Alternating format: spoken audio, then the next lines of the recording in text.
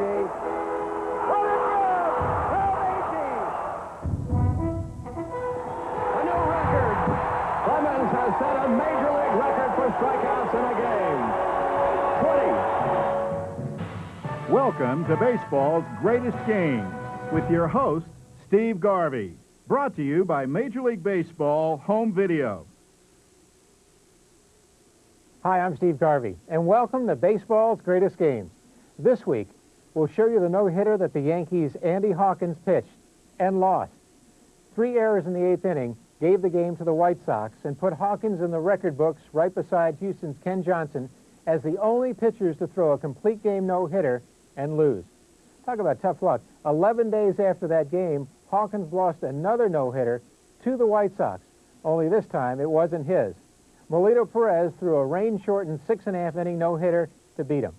Well, on to Comiskey Park with Yankee announcers Phil Rizzuto, George Grande, and Tom Seaver.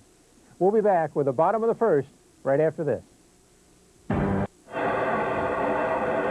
Lance Johnson, who's hit in 5 of his last 6 at .281, steps in against Hawkins, and Blowers is in close at third. Johnson has already had a couple of drag bunt base hits this year. He likes to drag it down first, but can push it down third. Has good speed, will steal the base. He's stolen 13 this year.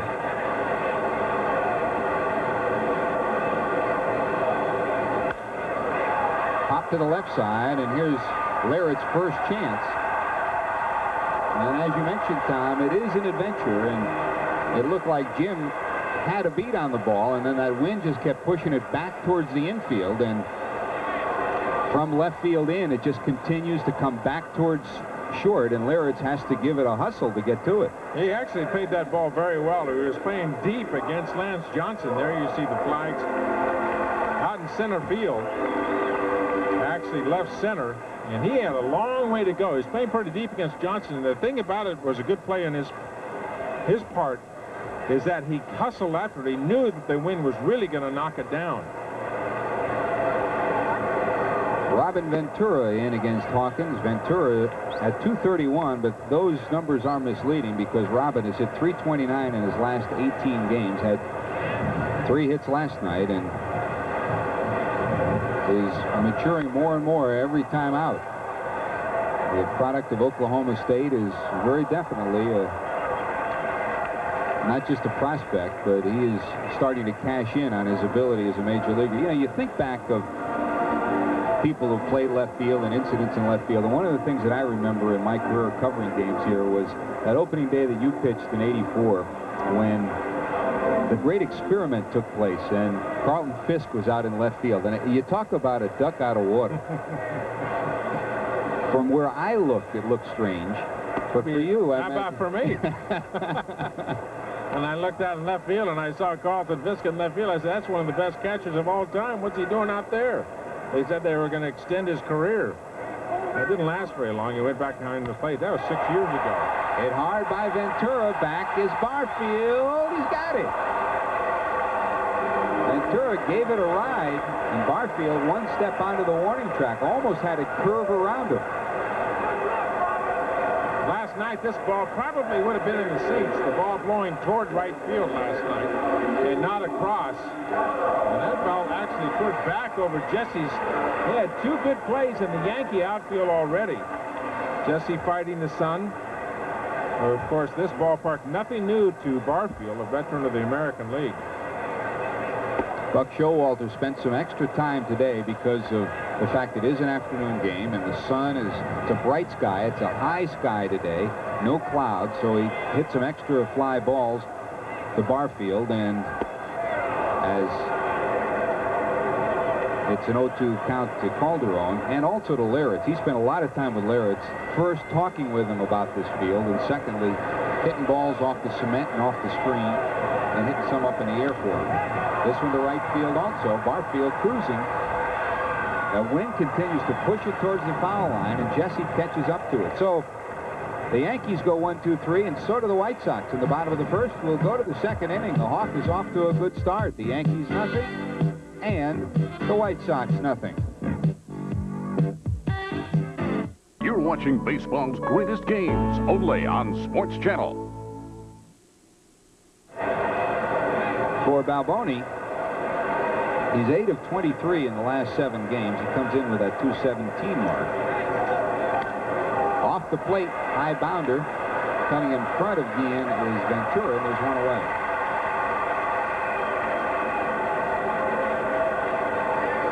You're looking at probably the most aggressive shortstop in the American League, and probably in all of baseball. Ozzie is right on top of you. You can see he's saying, yeah, charge that ball, or let's give it to me, right? He's nonstop out there. That'll bring up Barfield. Jesse at 257 with the month of June closing out. He hit 271 in the month of June with 4 home runs and 13 runs batted in. He continues to lead the Yankees with 12 round trippers and 38 runs batted in. After hitting 246 in the first 2 months of the season, that 271 figure reflects a pretty good month at the plate for him. Short hop, Guillen.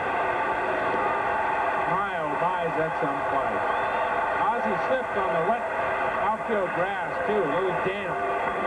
But he can show you a strong arm, much like Alvaro Espinosa, who will save the throws. You can see the right foot that was just slipping out. And he will save his strong throws for when he needs it. And this isn't his top, well, his best top gun, let's say. Just enough. He knows the runners. He knows how much time he has and gets him by his stride.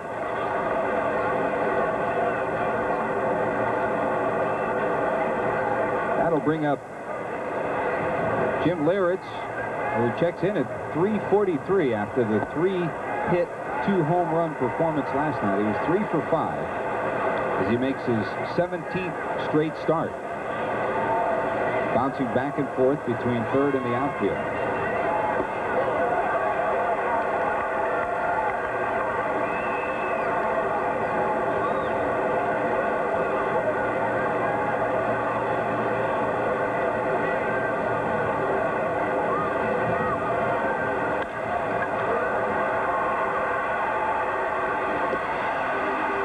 Does it again, and Guillen on 2 nice plays, and Ventura with a ground ball out. And we'll go to the bottom of the 2nd inning at Comiskey Park. The Yankees nothing, the White Sox nothing. We're now going to pause for station identification.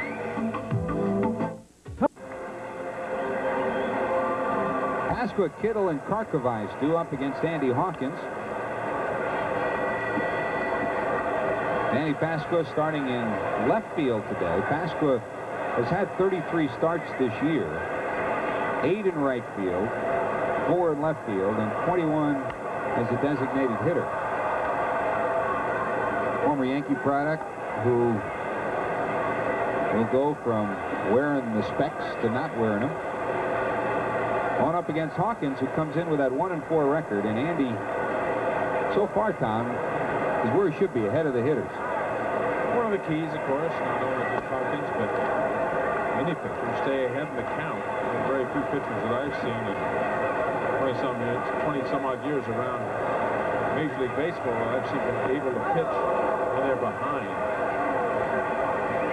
Ron Marichal used to be able to do it because he had so many pitches that he could throw for strikes. Old Freddie Norman, a left-hander for the Cincinnati Reds, it didn't really make any difference, because he had 3 or 4 pitches that he could throw for strikes any time, and he really wasn't in the hole when he was behind in the count. But I tell you, those kind of pitchers you can count on one hand. 1-2 pitch.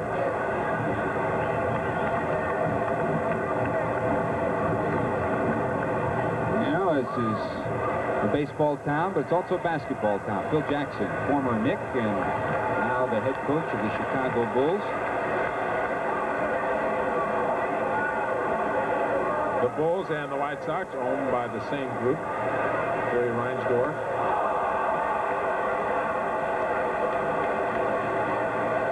Hawkins gets his first strikeout as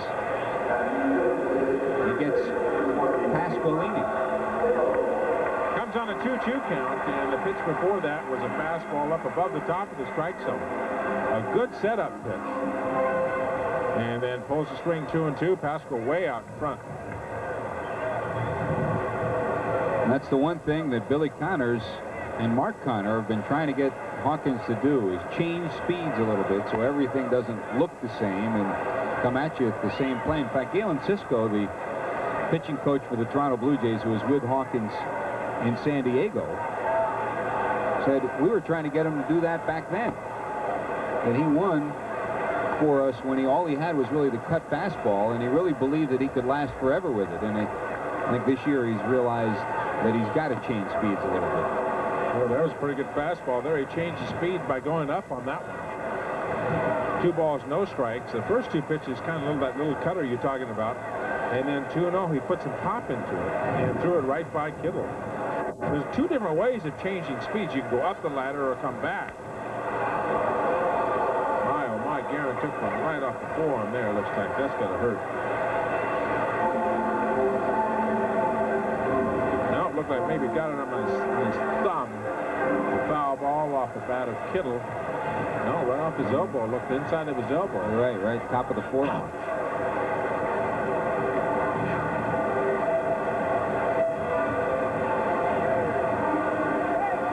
Bench used to sit around the clubhouse and say, "Mama, don't let your baby grow up to be captured."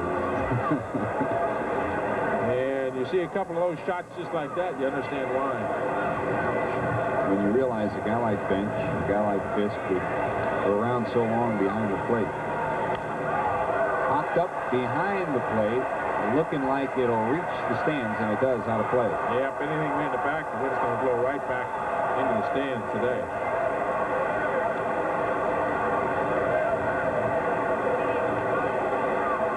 Remember the days when Fisk was at Boston and Thurman Munson was the Yankee catcher. What a great rivalry they had.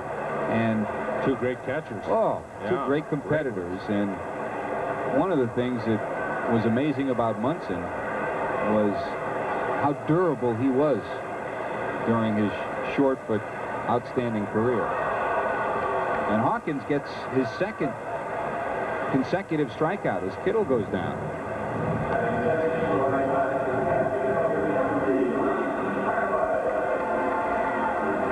That'll bring up another pretty tough guy behind the plate, Ryan Karkovice,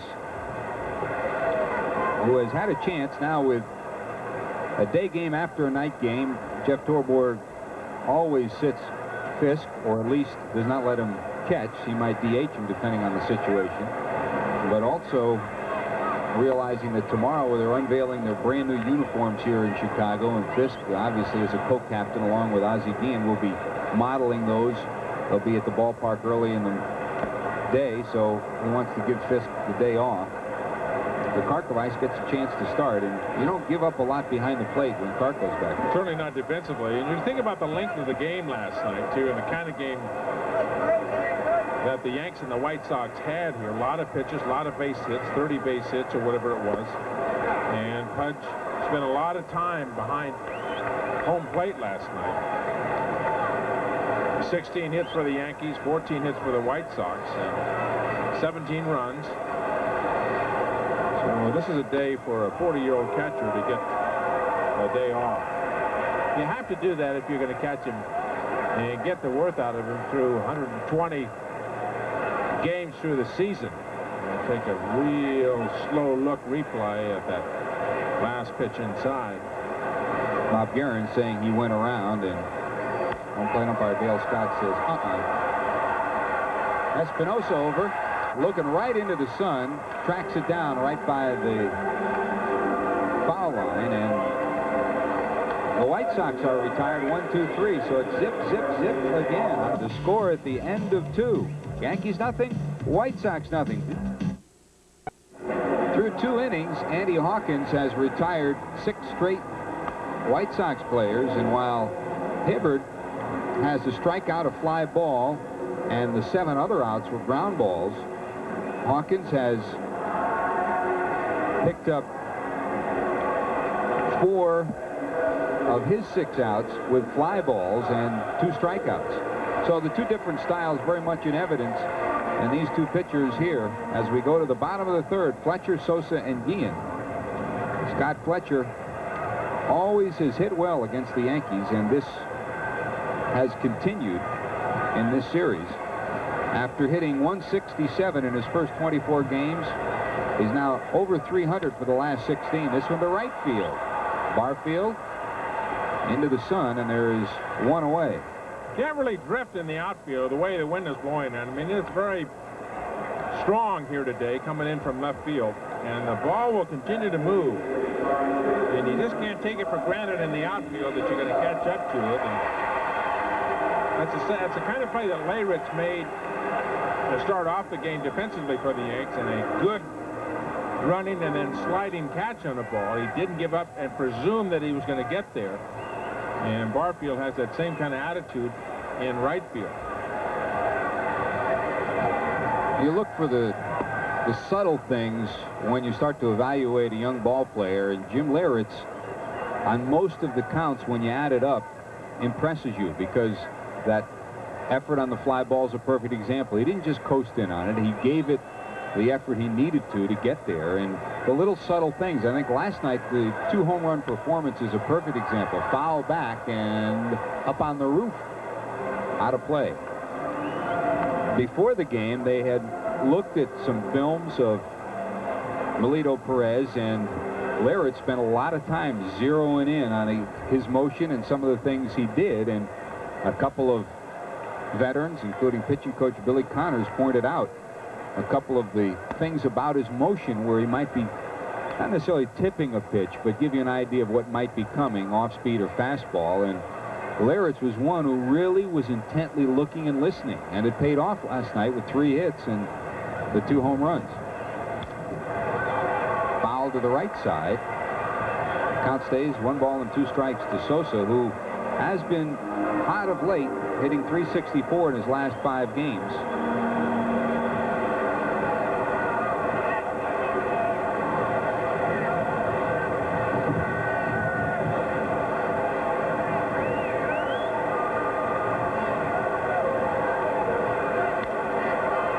Another fly ball. Barfield on the run. So Jesse has 4 fly ball outs. And with the exception of the 2 strikeouts that Hawkins got in the 2nd inning, every other out has been a fly ball.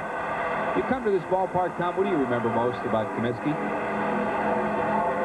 I think the thing I remember most about this ballpark is seeing the oldest ballpark in use, being able to play in a ballpark that has been around for so long, and just the piece of history that is here. I don't think there's any one particular game or one event or one pitch or whatever, but it's kind of like going to Yankee Stadium. It's kind of like going to Fenway Park in Boston, that it's a stadium that is so rich with history and tradition, and there's just so much that has transpired on this field, and to be able to see it, and you just really get a sense of feeling it. I want to tell you, I did not like playing here when I wasn't pitching, because the dugouts are so crummy. Right. You can't see down there. You can see half of the infield. You can't see much of the outfield. And visually, at least for the players, they're not very good seats. You sit there and watch the third baseman. You can see the half. Maybe when Julio Cruz used to play second base and our dugout was on the third base side, you could look over there and just barely see the top of his head. You got those big posts right in front of the dugout, too, that sometimes make it more difficult when a ball, a ground ball, or a foul ball comes over. You don't know whether it's going to bounce off and come right at you. At least when it's clear, you know where it's coming from. Ozzie Guillen at 322. You know he'll be at the All-Star game. Whether he starts or not isn't the most important thing. There's a ground ball. One Venezuelan shortstop hits it to another. And through 3, Hawkins has been El Perfecto. All right, here's today's trivia quiz. Can you name all the Yankee players who have hit rooftop home runs at Comiskey Park? I can tell it's John Moore's writing again. When you look at rooftop, it looks like 100 proof. Hint, there have been 5.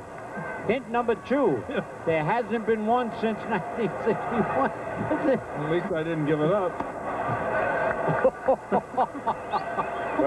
Very good, sir. There's always a chance, you know. Lance Johnson, Robin Ventura, and Ivan Calderon for the Yanks. Or, excuse me, for the White Sox here in the bottom of the fourth against Hawkins. Hawkins perfect through 3, and Greg Hibbert perfect through 4. I like the way Hawkins pitched to Pasqua. Nobody's done it. Keep throwing that fastball, he's going to kill you. And set him up with a fastball up out of the strike zone. Right. Came back with a changeup.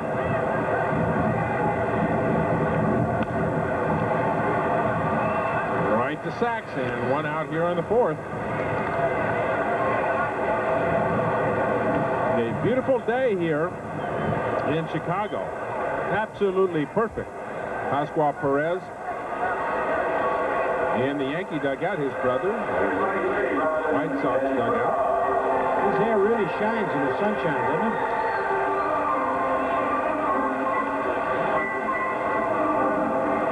Bring up Robin Ventura.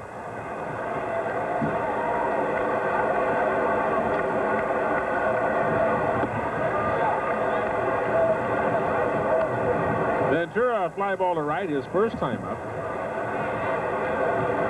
3 for 5 last night. Right at Steve Sachs and another 4-3. This is unbelievable. This is, I'm telling you, over the press box, they've got all kinds of bets going. Ooh, that's a great pool. They've got a pool, yeah. Who will get the first base hit? If a no-hitter goes beyond 3 innings, then the pool starts. And whoever gets the first base hit. Well, whoever has that name. I mean, the player doesn't. Oh, that's right. You're right. Yeah, as you were extrapolating and oh, no, wait a minute. Oh. Ivan Calderon, a 6-3, 1-2-3 inning for Andy Hawkins. Through 4 innings. No hits, no runs, no nothing. Holy mackerel. Going to the 5th, no score. So far in the season, baseball's had 5 no-hitters, and it's only July 1st. Even more amazing, 2 of the no-hitters came on the same day. Dave Stewart's against Toronto, and Fernando Valenzuela's against St. Louis. All that's a tough act for Andy Hawkins to follow, but so far, he and Hibbert are perfect through 4.5. Here's the answer to the trivia quiz. Can you name all the Yankee players who have hit rooftop home runs here at Comiskey Park? Babe Ruth in 1927, Lou Gehrig in 1929, Mickey Mantle in 1955, Bill Scar and the Moose in 1956, and Elston Howard in 1961. That one's going to hit one here. Pretty soon, yeah. About 20 years from now. Pasqua, Kittle, and Cargabais, the 4, 5, 6 hitters for the White Sox here in the bottom of the 5th. And as we said before, no score, no hits, no errors, no nothing. Both pitchers perfect so far.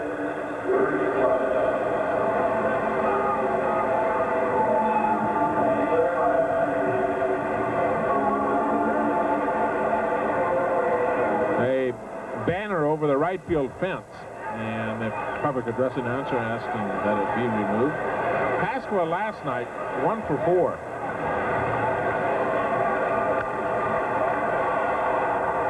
High in foul territory, no curve into the seats off the railing. No chance for Mike Flowers, who is in the lineup. I'm glad to see that, Scooter. Yes, I am see too. Flowers. I hate to see the young kids that come up and sit on the bench. You got to get them in the lineup. If the Yankees are going to make a decision and go in the direction of young kids, you got to get them up here and play, or keep them in the minor leagues. You got to give them playing time, give them at bats, give them innings. I think Stubb realizes that. He's trying his best to get everybody in there. High, and Hawkins falls behind Pasqua, 2 balls and a strike.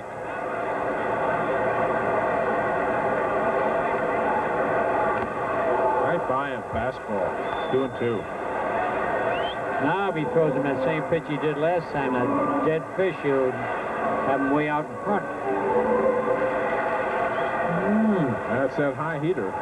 He couldn't get that bat up high enough. Good pitch. Gary didn't see it off the bat. That's right. Did not pick it up off the bat. That was right in on his hands.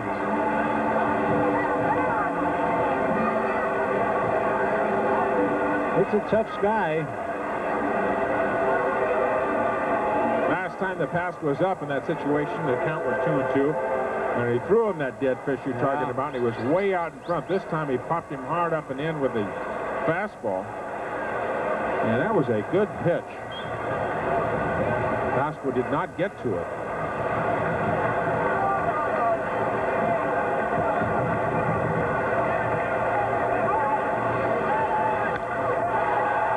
Fastball popped it up.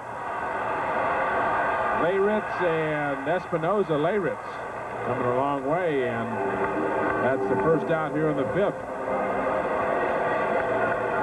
That's the second one. It must be tough for Espinosa, who usually goes a long ways to fly balls, but there's two that he should have caught that Leyritz has caught in shallow left. Well, the ball really is going to be come back in toward the infield. Yep. They bring up Ron Kittle.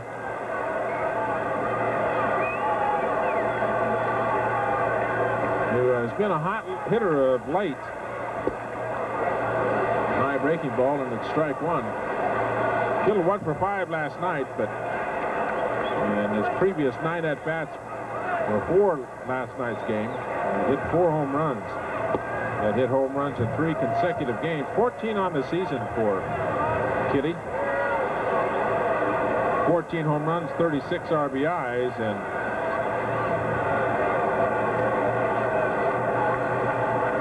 he has hit some roof shots. Flowers in foul territory. Espinosa right in behind him. I tell you, Flowers played that real well. He had a little problem with the railing there, but found out exactly where it was. 14 in a row for Hawkins.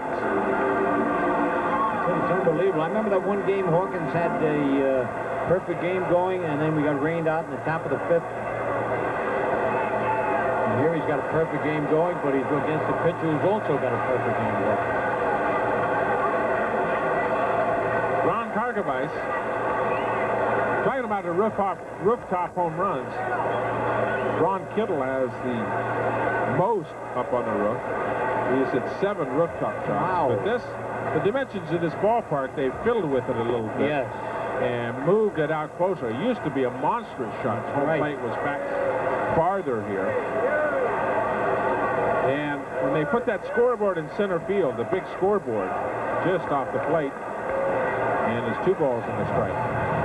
When they put that big scoreboard in center field, a lot of the players felt that it cut a lot of the wind down and helped the hitters.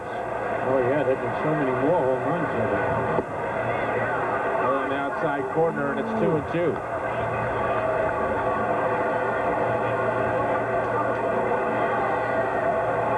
You know, you wonder how a guy like a Kittle can have 7 rooftop shots, and then a Babe Ruth has just one, Garrett 2, or has 1, excuse me, Fox has 1, and they fiddle with the dimensions, yeah.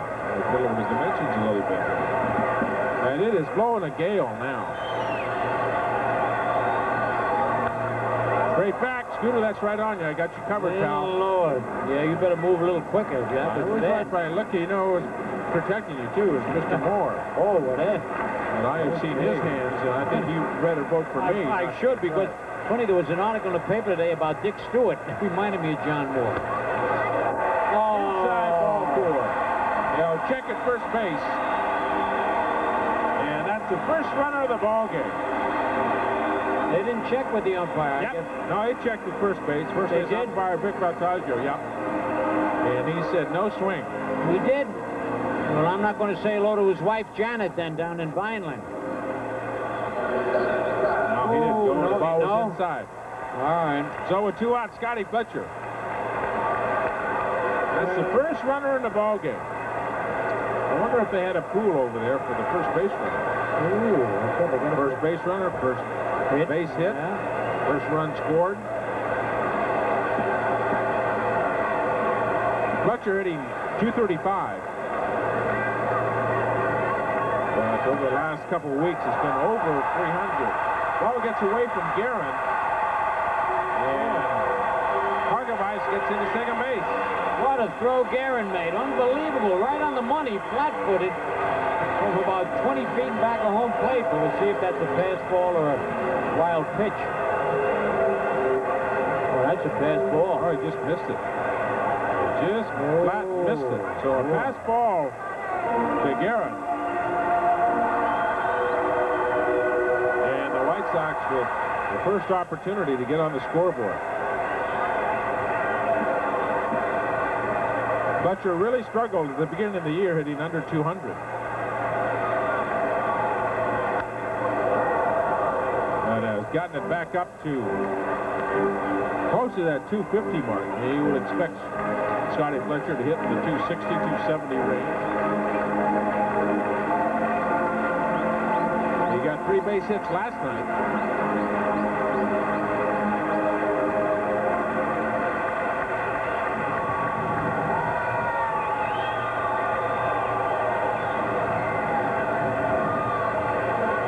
Lifetime 268 hitter.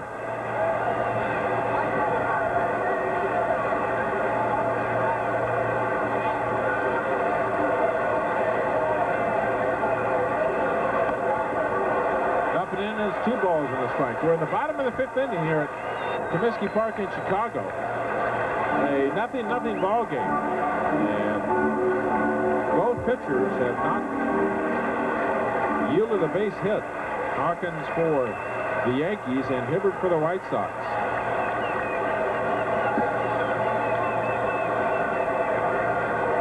Karkovice on second. He walked the first base run of the ball game and went to second on the pass ball. That's high. It is 3-1.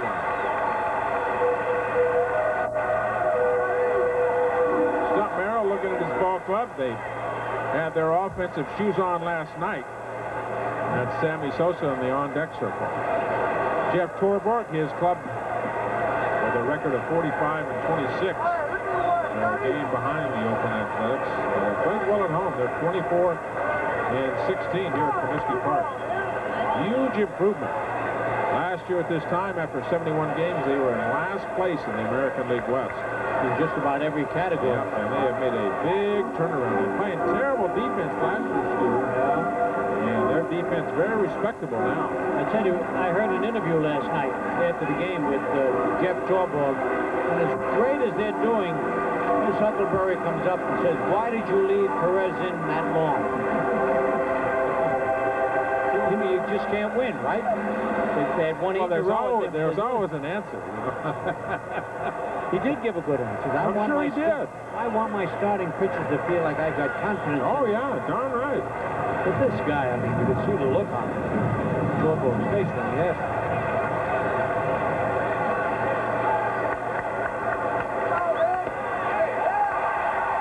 3-1 to Fletcher inside, and it's ball 4. Well, the White Sox, after 2 outs, 2 consecutive base on balls, Karkovice and Fletcher. Stump asking where was that pitch. That'll bring up Sammy Sosa. Sosa hitting 271 coming into the day. That was 2 for 5 last night.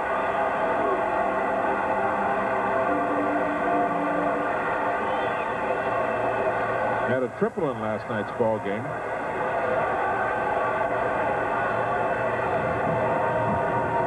Is that right, Scooter? He has 7 triples looking down at that thing. You can fly. 7 triples. In there for a strike 1. 7 home runs, 28 RBIs.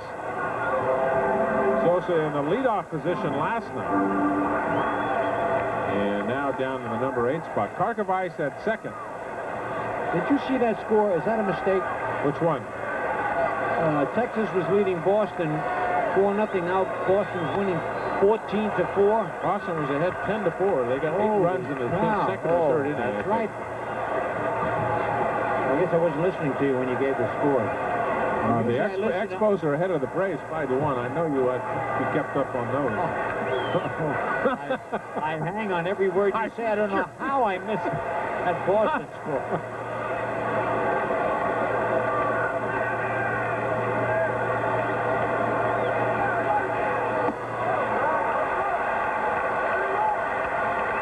and away ball 2. Trying to be a little too fine or what right now? Well, he might be trying to overthrow the ball, and mechanically, Andy Hawkins has trouble. He starts moving laterally. That's right. And a lot of times he doesn't, I'm talking about his shoulders moving laterally. A lot of times he doesn't recognize it and keeps doing it. That's better. That's hit deep to left field. Whether the wind will knock that down or not, it comes back right to Layron. Boy, that was way out of here. And the wind, very strong off of Lake Michigan, dropped that right back in the ballpark. So Andy Hawkins, he gets a break for the elements. And after 5 innings of play, it's the White Sox nothing and the Yankees nothing. We go to the 6th inning here in Chicago, and Greg Hibbert has been perfect through 5. 15 consecutive outs. And he will face 7, 8, 9 here for the Yanks in the 6th. Mike Flowers' first pitch. And an easy ground ball to Ventura, 1 out here in the 6th.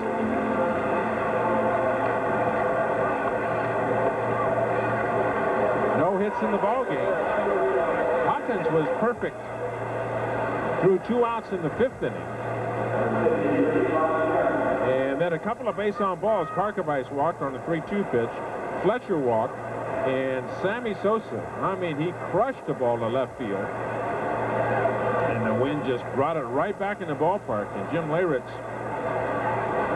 really good play by Leyritz in anticipation of knowing the possibility that the wind is going to bring the ball back into the ballpark. The second good defensive play that he's made in left field today. It's great because when you play from the infield to the outfield, you know, it kind of messes you up a little. It is not easy. Yeah, I like the way he played that, too. He went back as far as he could, and so he could come in just a little bit. Yeah, back to the wall, exactly right. Guerin a ground out. His only time up in the 3rd inning. Straight back scooter, and that might get Jay Johnston. Just didn't reach. They tried for it, but they short-armed it like. You know, they make believe they're going for it. Oh, they want all their fingers here, back here. We'll get it. Trying to say, I should have got that. I'll get it. If it comes close, I'll get it. Chico Carrasquella's over there. Did I tell you I went on the Spanish-speaking radio with Chico? I didn't know you spoke Spanish. I didn't. But I knew when they'd say, Phil Rizzuto. Because they talk very fast. Oh, that's going to be a base hit. They better. Guerin. That's got to be a base hit. And ruled by the official scorer, Bob Rosenberg, base hit. All right. So the first base hit of the ball game. Ventura backing up on the ball. It would have taken a spectacular play to get Guerin out here, Scooter. Yep, let's watch this closely.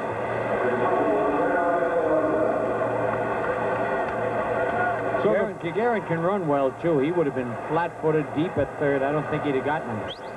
Well, if you fielded it cleanly, I think you probably could have gotten it. Well, then let's review that. But, uh-oh, what happened to Guerin? I don't know. Gene Monahan. Did you see the play to get away from him? Speaking about changing on Ripken so that his consecutive errorless streak is alive. I did not see it, but I heard about it. Yeah, I heard it on the radio. I saw it on TV last night. They were doing the sports news. The throw came in from center field. He was the cutoff man. And he went to catch it one hand, but he had to reach for it. Really had to reach for it. And he was going to pivot and throw to 3rd, and the ball went off the edge of his glove, and the official score had given him an error. And then a day later, he changed it. Rather, he gave him an error, and then a day later changed it and gave him no error on the play. Gave it to the outfielder on the throw. Is that what it was? Well, there had to be an error someplace. You're right. You're right. They gave it to the outfield. They had to give it to somebody because there was an extra base taken. So. Boy, I tell you, he's got a steel trap of a mind, this Seaver. But you're right. Some people call it more like iron.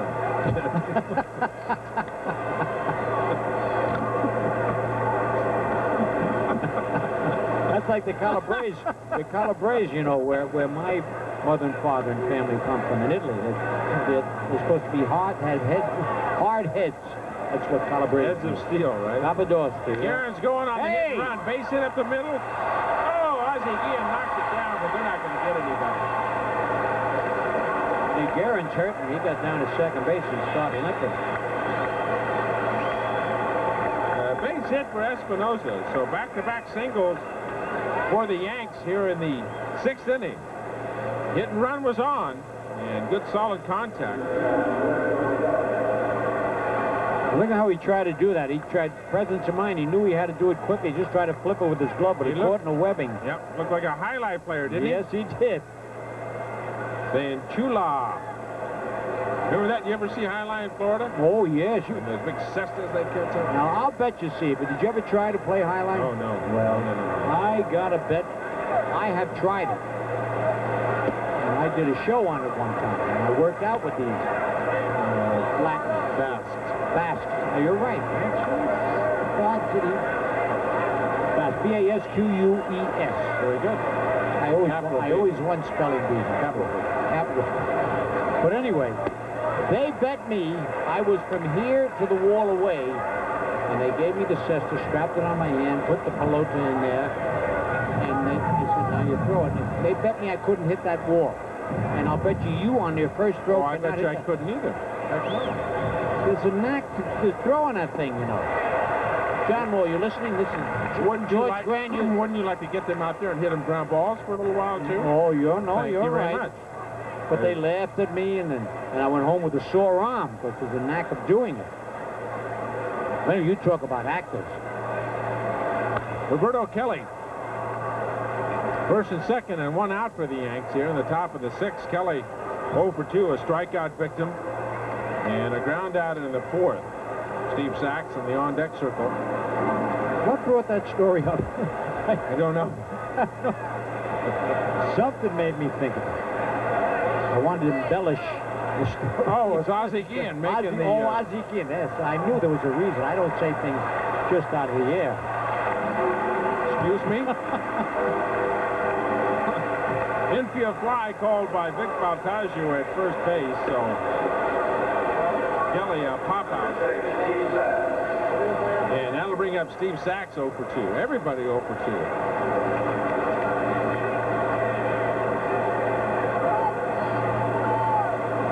You like a cup of coffee, Scooter? Yes, I certainly would. Everybody's whispering, and Seaver comes right out with it. Well, you only have about 7 people bringing you coffee today. I never saw a guy. Every place you go, you got about 7 people that will bring you coffee.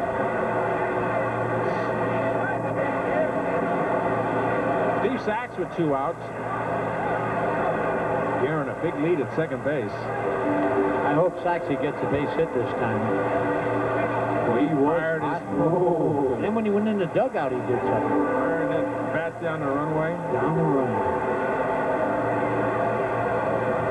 Guerin at second, Espinosa at first.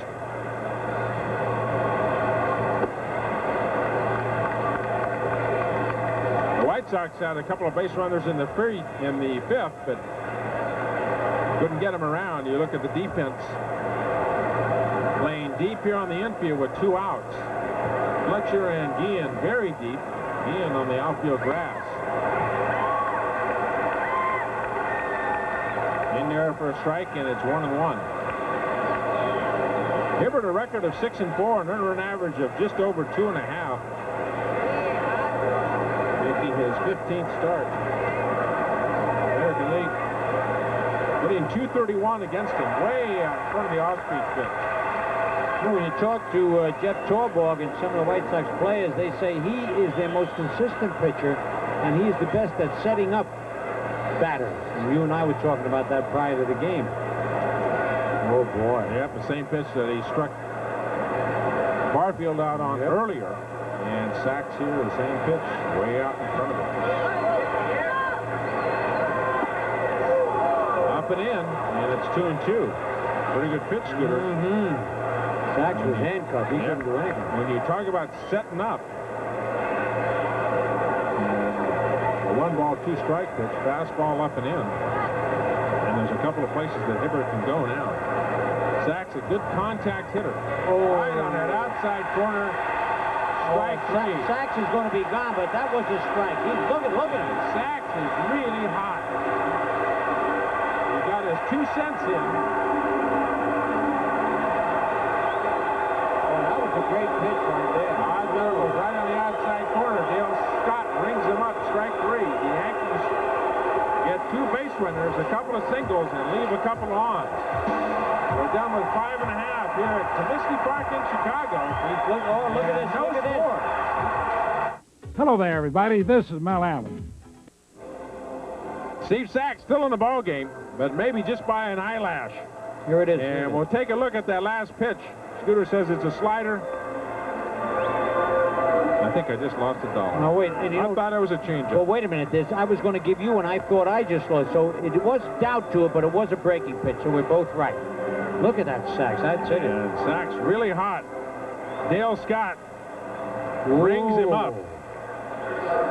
And Sachs was very, very frustrated the last time up. He grounded out to shortstop. He grounded out to second base, excuse me. And he really got hot. And I think this is a little bit of a carryover. It looked like a strike to me, Steve. Yeah, it really did. Of course, you can't tell the angle of the camera in center field or whatever. But it certainly, from even looking at it from up here, it looked like it caught the outside corner. He set it up beautifully. Yep, just as you said, he really did. Isaac Guillen, Lance Johnson, and Robin Ventura for the White Sox here in the bottom of the 6th.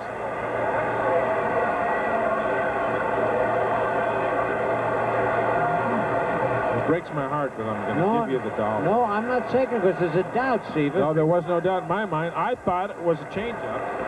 I thought he'd turn it over, and it was a slider. Guillen, a soft fly to left. Jim Leyritz right there, and there's 1 out.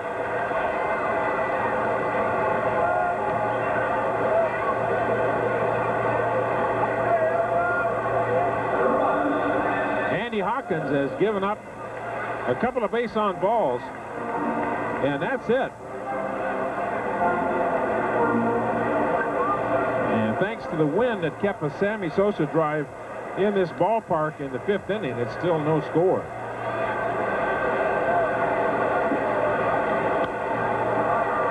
Lance Johnson 0 for 2, a fly out and a ground out.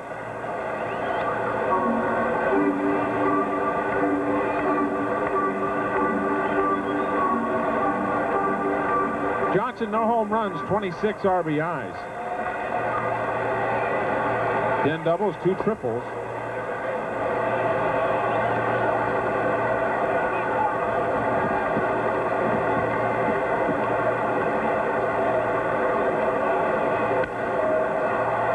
Right at Steve Sachs. And 2 outs here in the 6th.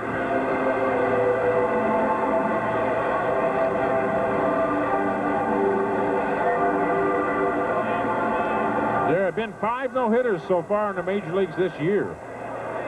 I think the most ever is 7. I think. Oh, they got a good chance to crack that. Of course, 2 nights ago on the same day, Dave Stewart a no-hitter against Toronto, Fernando Valenzuela against the Cardinals. Nolan Ryan has a no-hitter. That one against Oakland on June 11th.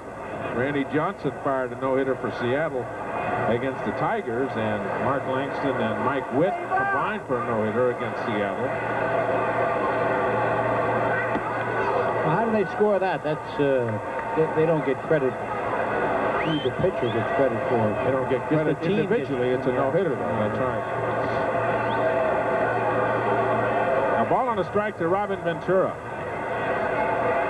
with 2 outs here in the bottom of the 6th. Outside corner, and it's strike 2.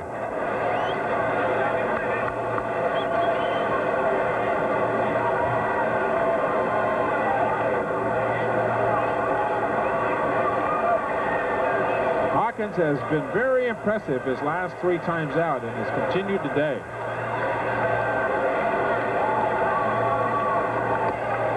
There was a point after that game in Boston that he pitched so poorly, only got 1 out.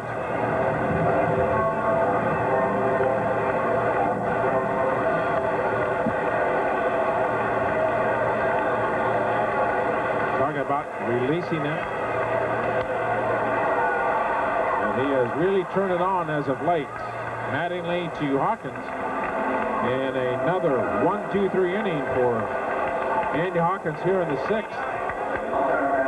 Score at the end of 6. The Yankees nothing and the White Sox nothing.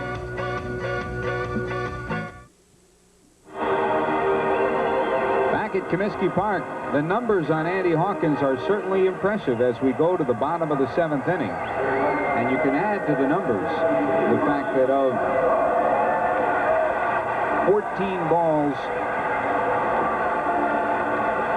there are 16 balls put into play. There have been 18 outs, and 10 of the 16 that have been put into play have been fly ball outs for Hawkins, and add 2 strikeouts to that. So 10 of the 16 balls that have been put in play have been fly ball outs. Yep. Strange ball game, because in that 1 inning he got all 3 outs on ground outs. In the 4th inning, 4-3, 4-3, 6-3, and then all the rest fly ball, 1 other ground out in the 3rd inning. Hawkins really pitching a great game. Here is Calderon. He's flying to right and bounced to short. And strike 1, 1-1. They'll make that 2 balls and a strike. Calderon hitting .296.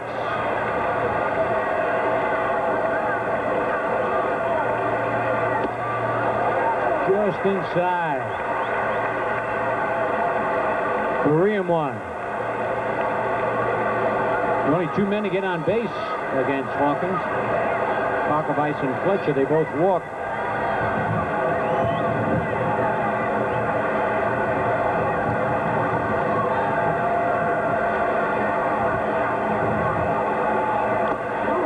Swing and a foul tip held by Guerin, 3-2. Not as complicated set of signs when you deal with Andy Hawkins, and you saw Guerin fastball away.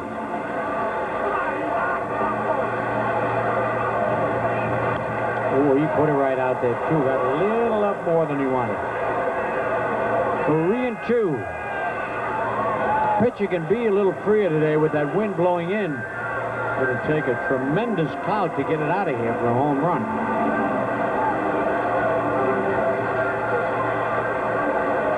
A good defense out there. Make him hit the ball. Just missed outside. Threw him a slider on 3-2.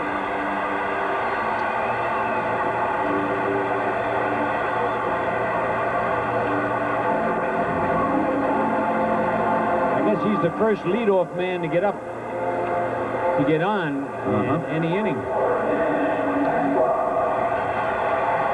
Here's Pasco. I hope they have him trying to sacrifice because he can't bunt. They'll probably have him swinging away the luck he's had against the Yankees.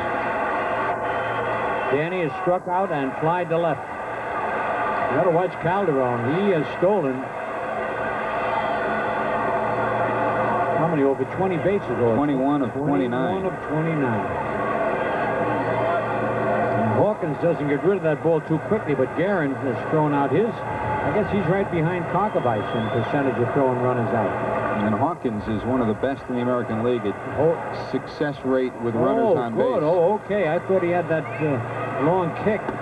He uses that slide step. That slide step keeps him, and he spends time with the runners at first. He'll throw over there a few times. Right, that I know.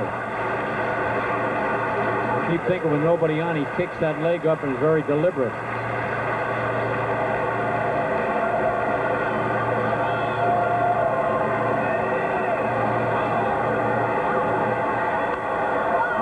Back 0-2.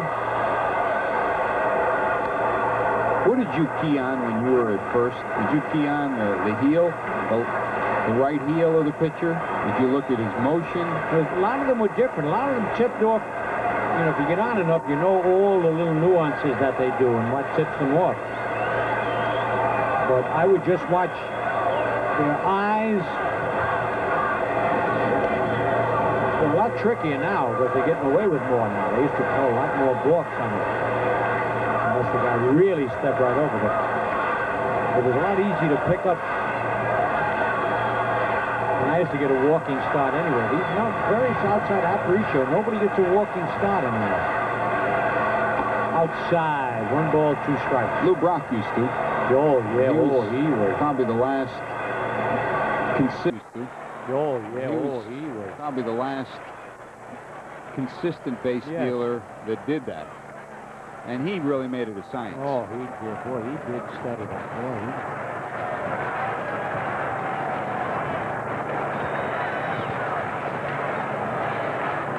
Talk base stealing with Lou Brock, it's like talking theory of relativity with Newton. Oh, yeah. Well, all right, not quite that far, but talking hitting with Williams is almost like Einstein, Isaac Newton, all the greats. All right? of them, yeah. 1 ball, 2 strikes. Calderon looks like he wants to go.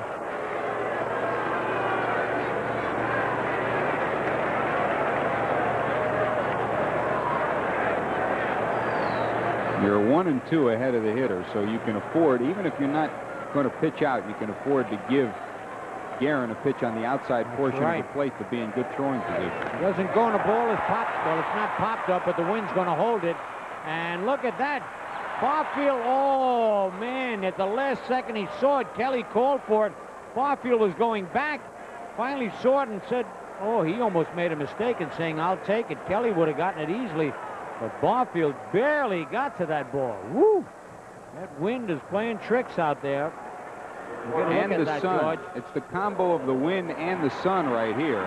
Yep. The wind blowing the ball away from Kelly towards Barfield, towards the line, but at the same time he's looking square into that sun. It's right between third and home right now. As you look towards the plate, he would be looking smack dab into that. It probably was an easier ball for Kelly to catch, and judging from Barfield's reaction, it appeared that he expected Kelly to catch it, to take charge, and that he didn't. And then at that time, Barfield tried to look for it again, found it, and was lucky enough to come in. So let's see. Kittle the batter now. He has struck out and popped the third. 1 man out, no score, bottom of the 7th. Calderon got off a little more that time.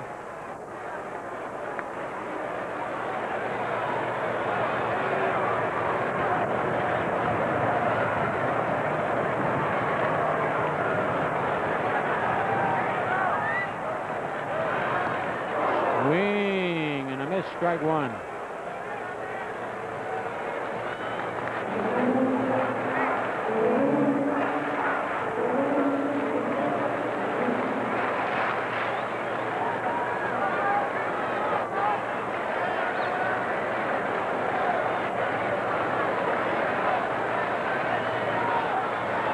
He's going.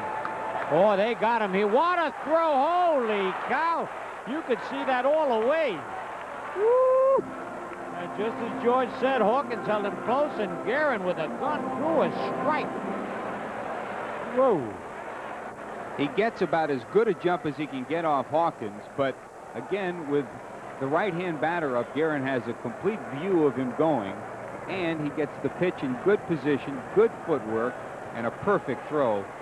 Guerin, who has been exceptional this year, throwing out 42%, improves that record even more with that one. All right, 1 ball, 2 strikes now on Kittle. So now there is nobody on and 2 men out.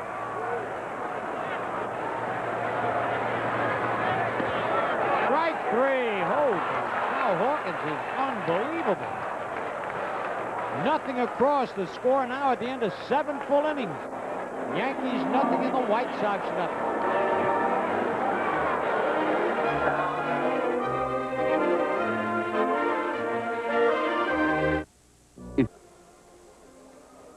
So he went 7 innings. Reminder, our next Yankee telecast will be Tuesday at 8:30 when the New York Yankees take on the Kansas City Royals. And don't forget, our next Yankee telecast that you'll be able to participate in will be tomorrow at 8:30 when the Yankees take on Kansas City on Madison Square Garden Network. So be sure to watch the Yankees tomorrow on Madison Square Garden, then Tuesday at 8:30, July the 3rd, right here on WPIX, as the Yankees move on to Kansas City to take on the Royals. New pitcher for the White Sox, Barry Jones, who comes in with a 9-1 record and that 1.43 earned run average. His numbers are exceptional: 37 innings, 32 hits, 16 walks, 25 strikeouts. He takes over for Greg Hibbert, who was exceptional through 7 innings of play. Guerin, Espinosa, and Kelly due up against Jones. Jones, a fastball, slider, changeup pitcher with a little bit of a palm ball, too. All right, there's a strike by Jones, and Guerin got the first hit in the ball game in the 6th inning with 1 man out. Bounced one deep to third base that Ventura knocked down, couldn't make a play. And Espinosa followed with a single after that, but the Yankees failed to score. He couldn't check a swing, strike 2. Checked it, but a little late. Who's that other Jones with Cleveland? Don't they have a relief pitcher? Doug Jones. Doug Jones. He's up like 22 saves already. Outside. In fact, he got his 23rd today, Scooter. No kidding. Cleveland won that game, beating California 5-1. They're not too far behind in this. Well, you got Greg Swindell back, and he pitched the 3-hitter today. You get Swindell back in that rotation, and they could be a factor. They certainly could. By the way, congratulations to Al Nipper. He won his first game in like wasn't that 3 years this past week. That's fantastic. He's a knuckleball pitcher now. He throws everything now. Anything and everything that'll get the ball over the plate. Boston beat Texas 15-4. Bolton gets the win. Brown took the loss. Those are the only finals in the American League.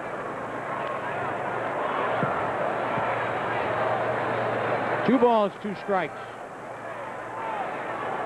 Oakland and Toronto, they're now in the bottom of the 8th inning. Toronto 3, Oakland 3, bottom of the 8th. Sanderson against Wells. Detroit and Kansas City, bottom of the 6th. The Tigers lead at 5-1. Morris against Gordon. Foul out of play. I understand that Kevin Seitzer left the game. He was hit in the head by a pitch in that game in Kansas City. We hope he's okay. And getting underway, Milwaukee at Seattle and Baltimore at Minnesota. How about Kurt Stillwell? How about it? They thought he had a bad back. Turns out he had a kidney stone. Something like that, and he's okay. Agony, no kidding. He might be able to get back in the lineup, which is good news. If he passed the kidney stone, it's good news. National League, Reds won, Mets won, bottom of the 6th. Had some rain in that one. Jackson against Fernandez. Rain in New York. Montreal 5, Atlanta 1. Boyd gets the win. Avery takes the loss. What's Philadelphia's record? They got it there? No. He's about 4-3, I believe. Houston and Philadelphia. Phillies get 8 runs. They lead 8-3 now in the top of the 9th inning at Philadelphia.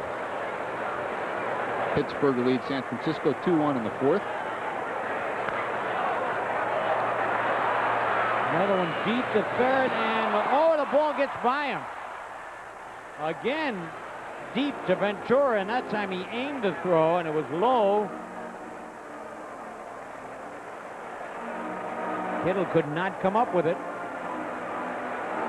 He takes the extra step here to get his hand on the ball and get a good grip, and the throw tails away. One of the problems that the White Sox have, they're giving the era to Steve Lyons, who is in to play first base. One of the problems that the White Sox have had, they had a pretty good era to who? The first baseman. You got to be kidding.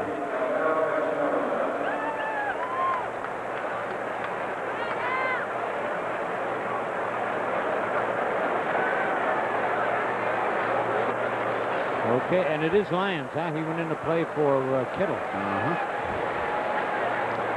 Oh, now that's very unusual.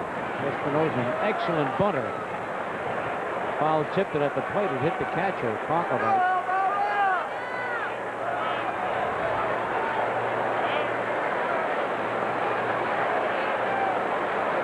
The Yankees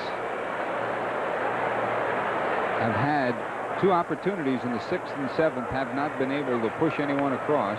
And here they get the leadoff hitter on in the 8th.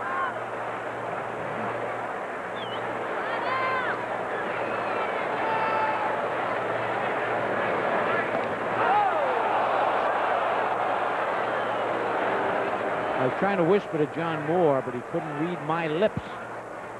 We are not going to fly, are we? Well, in case we are, I just want to say hello to Scooter and Ann and the new baby, Margaret Carolina. They're looking for the bunt. I don't know whether they're going to put the hit and run on or they're starting a little late. No, they're going to bunt. Oh, dandy, dandy. And Espinosa does his job. Sacrifice 1-4. He's way out in front, isn't he, George? And sacrifice bunt. Well, not as many as he had last year. No, I mean of the Yankees. Yeah, 5. He has 5. More than, that's a 6th more than anybody else. Last year he had 23. And oh yeah. Really, because he's bounced around the lineup more this year, he hasn't been called on to do it as often. But you figure by the end of the year he'll be back up there, approaching 20 again. Sure, once you get in ball games late in the game, that's one thing the Yankees haven't been in, then you get a chance to do it. Here's Roberto Kelly. Kelly has struck out, bounced to short, and popped to second. Low, ball 1. So the Yankees now with 2 chances to get the run across the plate. Kelly, back of him, Sachs, and then Mattingly if somebody gets on.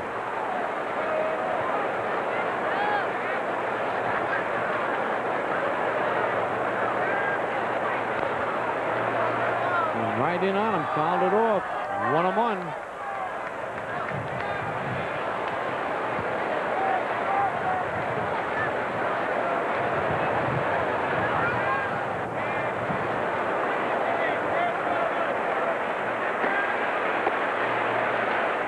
Radinsky and Thigpen loosening in the White Sox bullpen. I think I'd rather face Thigpen than that Radinsky. Boy, he's tough. Oh, he had that time going to right field, but just a little late. He look at Roberto knew it. A hanging curveball right out there where he likes to go. Just a little late. Hit it deep into the right field up a deck. Foul. Yep. Nope. Torborg checking his lineup card to see who's left for the Yankees as he decides what he wants to end up with in the 9th inning. That's right. Foul tip held by the catcher. Big strikeout for Jones.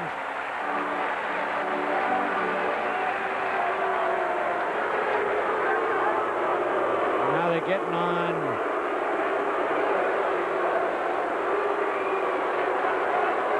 He just beats him with the fastball on that one. They're getting on Sachs for arguing. Sachs is one of those players that if he plays for you, you cheer for him every day. If he plays for the other team. Yeah, it's like Nellie Fox used to be here. You get every other team mad for him except the Sox and Sox fans. Low to Sachs, ball 1. He has had 2 little displays of temper and 2 times at bat, last 2 times up. Base hit will smooth down his nerves. 2 men out. Give him a lot of room in left center field. Oh, really? A shallow Johnson is playing in right center. And a little looper, but oh, again. Cut the pie a little bit there. He didn't have to leap, did. And flipped the ball to the umpire. So nothing across again. A man left at the end of 7½. Yankees nothing and the Sox nothing.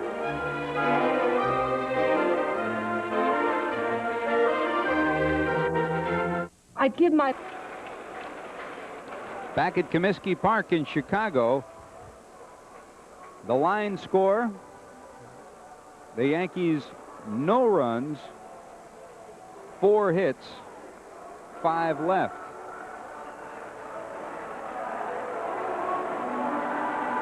And those are the only hits of the ball game. And by the way, there has been a change by the official scorer, Bob Rosenberg. Scooter. Yeah, he's a good scorer. I mean, he is. At least he says, let me see that play again, and then he makes up his mind. I hate these guys that are so stubborn they will not change their mind. I don't actually hate them. I dislike them. They gave the error to the third baseman instead of the first baseman on that Guerin play in the last inning. That's why, see, I put an E down. I didn't put anything next to it. Great anticipation. Swing and a miss. Hawkins, 1-1.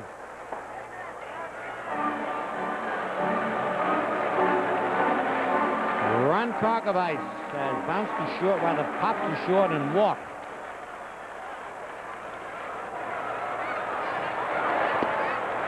Strike 2. 1 ball, 2 strikes. After years of coming to Comiskey Park, Scooter, Andy Hawkins is making this a memorable last game at the old ballpark for you. Oh, boy.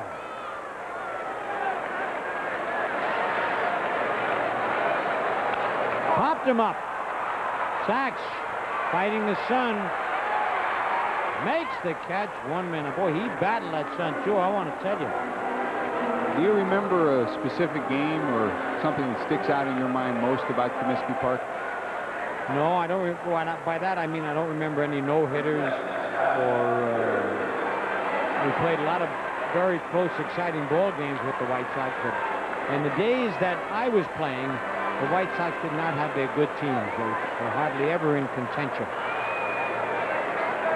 It was after, in the late 50s on, when they started to have the Go-Go Sox and the... All right, here's Fletcher. He's the toughie. Guys like this, Espinosa guys you worry about in no-hitter games. They're tough to strike out. He has flied to right field and walked.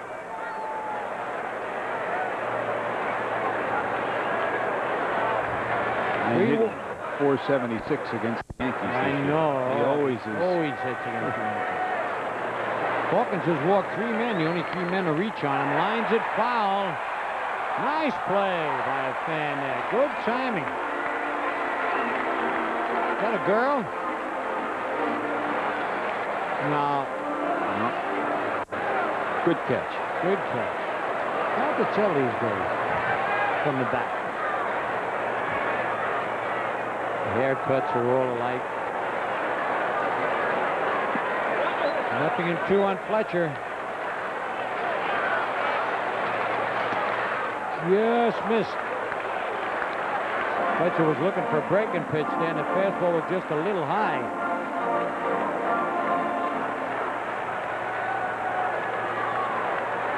Now, how come in the days that we played the old-timers, Seaver, nobody wore that black stuff under their eyes? Nobody.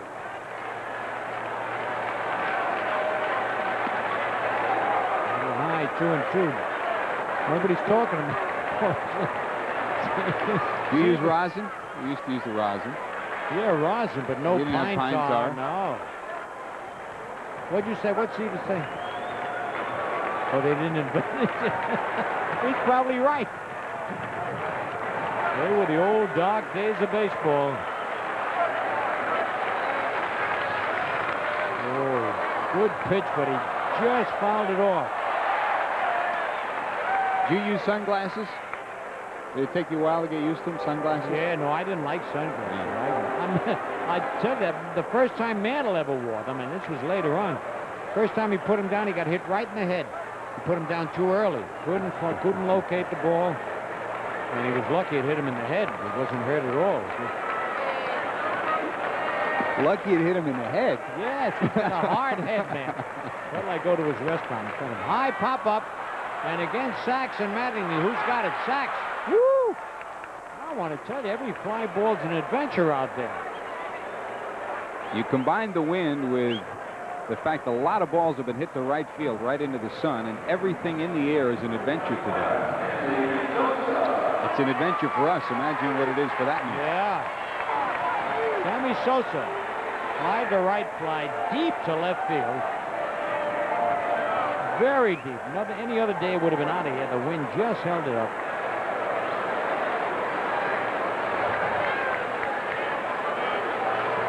The Hawk has had his moments. A one-hitter back in '88 against Houston.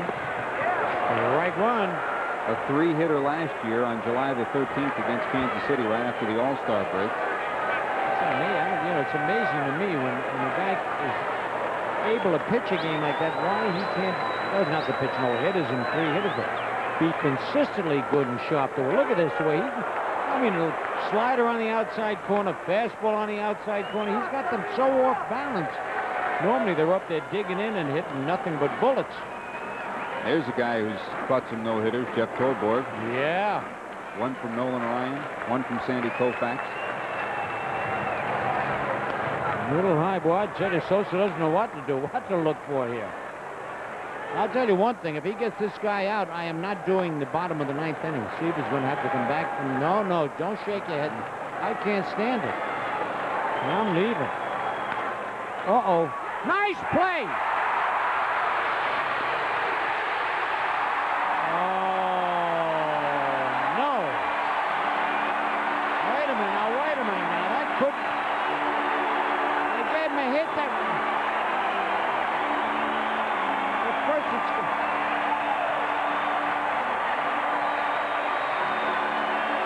Gotta be an error. That's got to be an error. Gotta be an error. Look at Billy Connors. It's Stump Merrill looking up at the score. Look at Stump Merrill. Make no mistake about their feeling on this play. Judge for yourself. He let the ball play. Easy play. Error.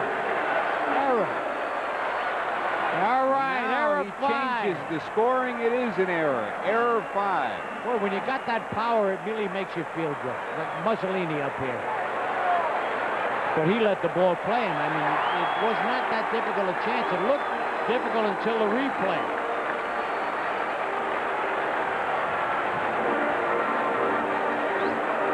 Bob Rosenberg has been very fair today. That's him. There's right in the Bob. middle. He's looking up. Boy, some days you come to work and you're on the griddle from the start to the finish. And that's been a day like that for Bob Rosenberg. But he has done it. Oh, Sosa almost got picked off. I want to give him a hand down there. And I've talked with him the last 3 days, and I finally find out what his name is. And you'll never forget it now. No, not now. Not now. I can't stand too much of this, John. I'm serious. I'm not saying that just to get off early. Well, maybe.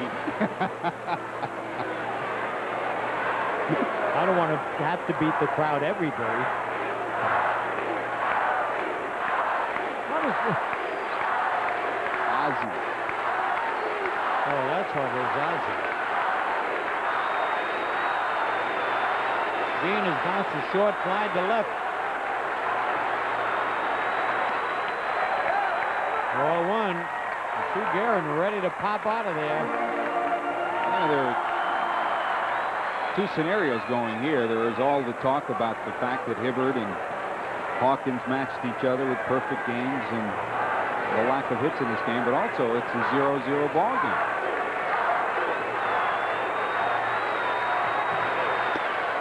Oh, I can't believe the difference in the confidence of the swing of McGeehan now as it was the first 2 times we saw. He nothing but line drives and base hits. I think you saw the perfect reason why, too. He's swinging the balls now. Yeah. Before, he had got himself under control and was waiting for the pitcher to come to him.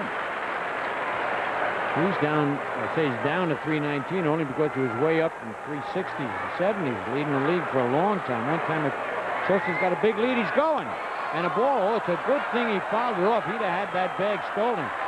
I'm surprised Hawkins, who has been holding the runners very close, let him get...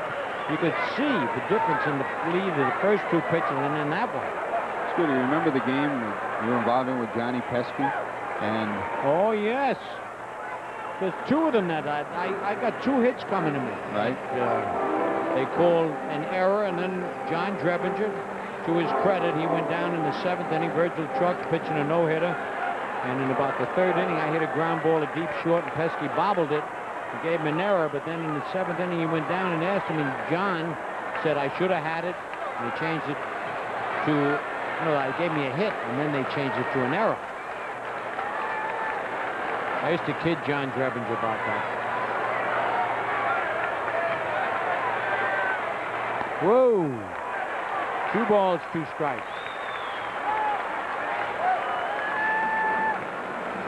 Now, Sosa's going to go on this pitch, I guarantee you. Because if it's over, Guillen's got to swing. If it's not, he can take it, and he's got a chance to steal the base. Stump Merrill. If he takes that extra step, he's going. Right now, he's got his lead. And as Hawkins comes set, keep an eye on, he's got to get another step further, or he will not. Yeah, he did it. Uh-oh. Go over there. Atta boy. Mental telepathy is working today, I'm telling you. You're thinking on the same wavelength, yes. Too. Oh, nice going.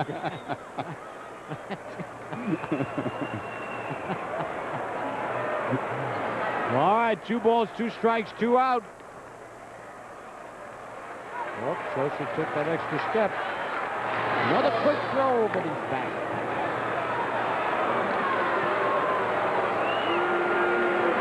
Hey, the more you do that, if you just cut them down by inches, makes the difference of throwing them out. I don't know. How many stolen bases he got, George? Sosa. Sosa's on the year. He's going. 13 of 23. Got him. Nope, he didn't get him.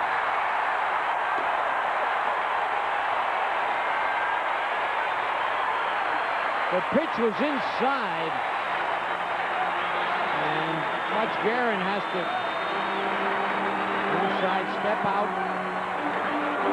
A little high. The throw actually beat him there, but it was a little too high. Difference with the batter up on the left side of the plate than the right side of the plate last time around. He's got to take the inside pitch, then get away from the batter, pivot, and then make the throw, and that was the difference. Tossed the second about 3 feet higher. Look at that outfield, how they brought him in. Layrich, Kelly.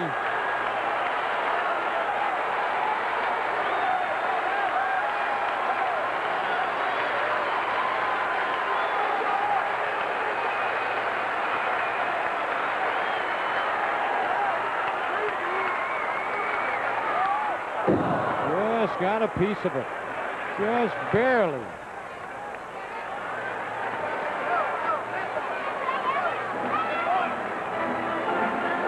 Sosa, an excellent base runner. The Yankees have to play shallow. I think the Barfield's fairly deep, a little too deep in right field.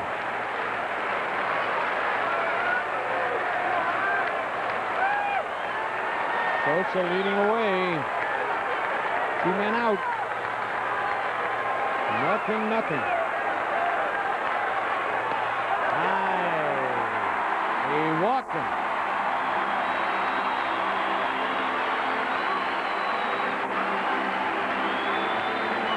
It's not too bad a play because now you got first and second, and on the ground ball they got a chance for a force at second base. And Johnson is probably the fastest guy on this team. And if he hits one in the hole, he might beat it out. And when you got a chance for a force play, you got a little better chance to get him. 2 men are out.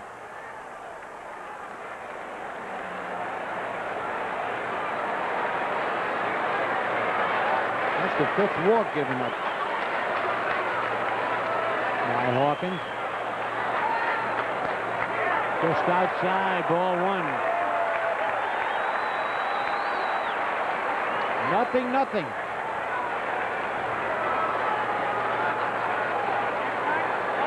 Oh, Sosa gets at second base. No, they don't figure him to steal. Again, a lot of speed on the base. He is falling all over the plate there. He's not getting the ball over, though. 2 balls, no strikes. Sosa's trying to get every inch of that lead, and on deck is Robin Ventura, who's had success against Hawkins. In fact, he homered against him earlier this year. Sosa realizes 0-0 game. That's the go-ahead run. Short Torborg, and then Stump Merrill. Oh, man, he hasn't come close. 3-0.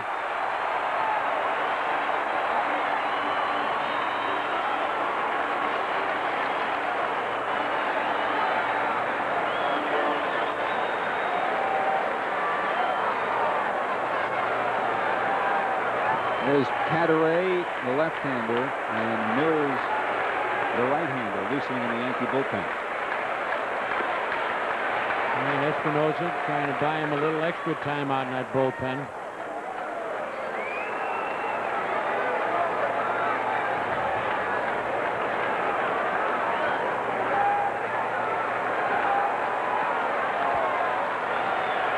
Three 3-0 on Johnson. Whoa!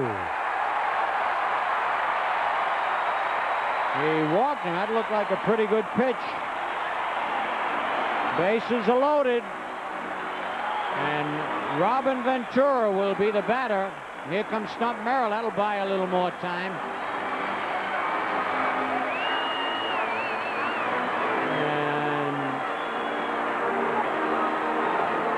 And this could be a time really to, you hate to do it. I remember Preston Gomez did this one time.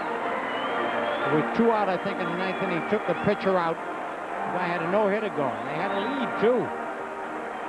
But he took him out. I think he, number one, he saw that he reacted to that last pitch that he thought was a strike. Yeah. Wants to cool him down a little bit first. Secondly, give Cadere and Mills a little more chance and time to warm up. And also just get everybody together and say, look, let's pull it up. Get out of this inning and come back and let's score a run.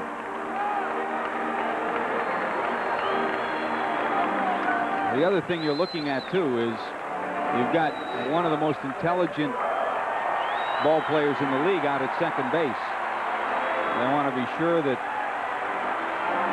they get their signs straight. Yep. Because Guillen will give his teammates signs. He is this is one of the teams, and he is one of the players that will do that. Flowers better be alert. This guy laid down a beautiful bunt and beat it out in one of the games. An element of surprise right here. You don't figure it. Hey, going back, Layrich. Don't fall. Oh, he dropped the ball. You could see trouble all the way on that. He was stumbling. The ball goes off his glove.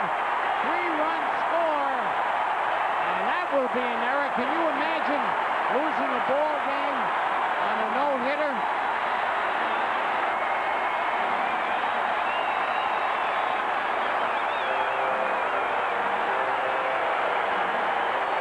Kid really feels bad out there, but you could see him stumbling.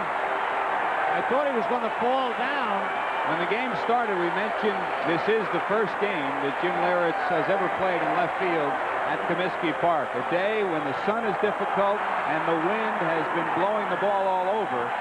Leyritz trying to get back into position and just was never comfortable with that ball from the moment it left the bat. And just like that, it's a 3-0 ball game, and the White Sox still have yet to get a base hit. Error 7. Let's keep. And it would be no runs batted in. Swing and a miss. Boy, that is a heartbreaker. I tell you, that's a heartbreaker for him.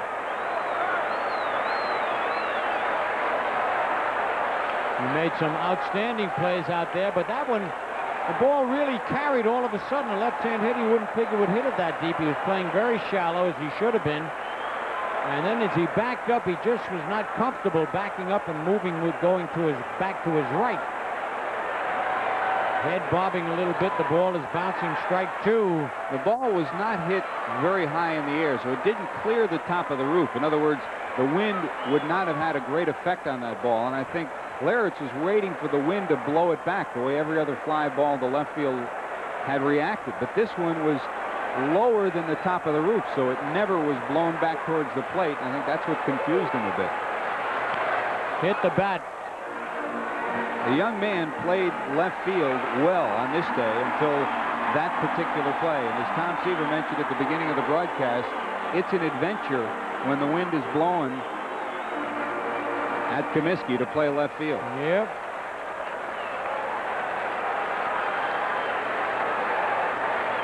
There isn't a hole you can dig deep enough that you'd like to hide in. No, that's... And a fly ball hit to right field. Barfield can't see it. Oh, he dropped it too. Holy cow, what's coming off here? Now, that's got to be an error.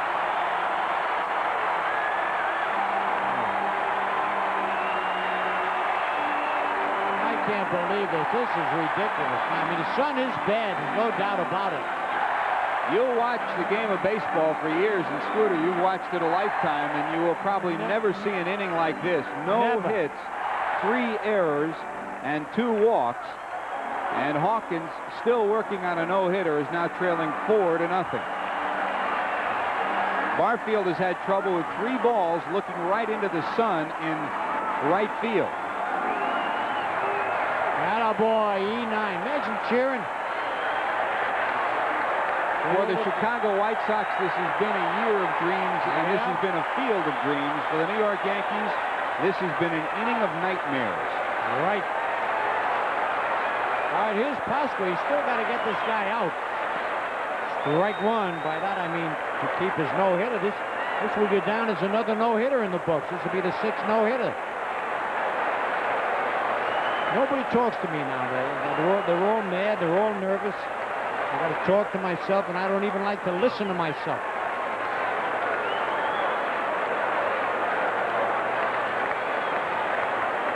Well, imagine Seaver sticking around because of the possible no-hitter.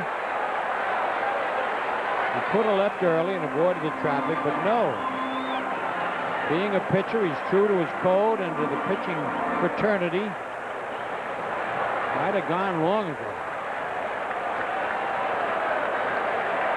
2 out. Have you ever been a part of a game like this before, Scooter? I've been a part of many no-hitters, but not like this, where errors were made and made the difference in the no-hitter. I mean, this is heartbroken.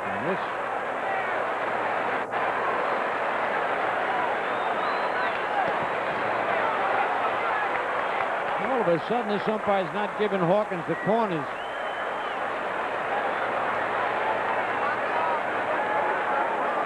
Now, and when this game is over, the Yankees will remember, with 2 outs and a runner on second on a 3-2 pitch, Hawkins thought he had gained. That's right.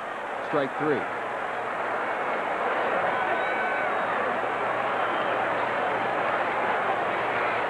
Oh, boy. 2 balls, 2 strikes. I tell you, it's good to see Hawkins still out there bowing his neck and throwing hard. Very easy to get discouraged.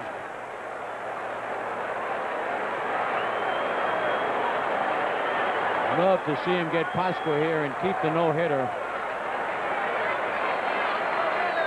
This is a game that makes big men little boys and little boys big men at different times, and Hawkins has proven that he could hang tough. Yep, 3-2. Now Pasco's just going to sit on that fastball. It's a dangerous spot for this no-hitter. But at first base open if he wants to throw him that snake for an off-speed pitch.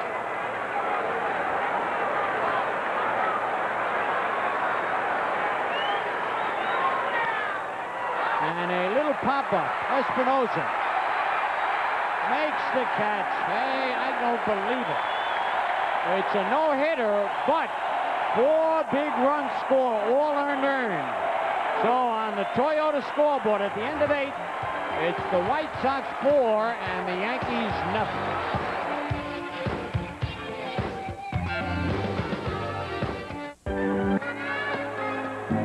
Participating advertisers in New York Yankee baseball are your Toyota dealers in their quality line of cars and trucks. Toyota, I love what you do for me. By Bud Light, everything else is just a light. By Con Edison, the energy of New York. And today's ball game is also being brought to you by the New York Yankees.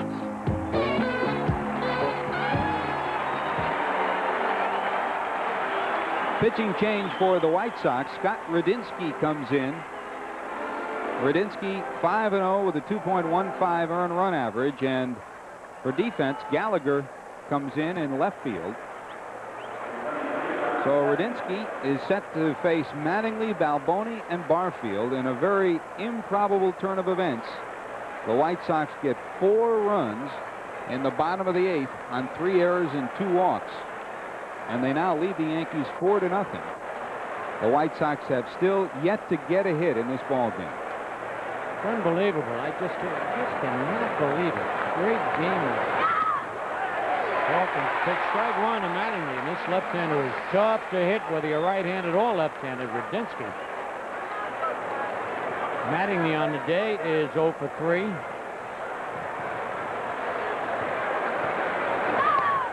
Boy, I tell you, he is going to be tough on left-handed.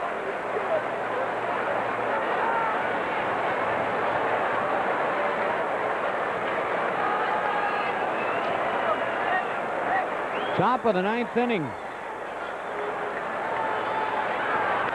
And a drive to deep center field, but the wind's going to hold that one up. And backing up to make the catch, Lance Johnson, 1 man out. Nothing fancy about number 31, fastball, curveball. Yep. They'll just come right at you.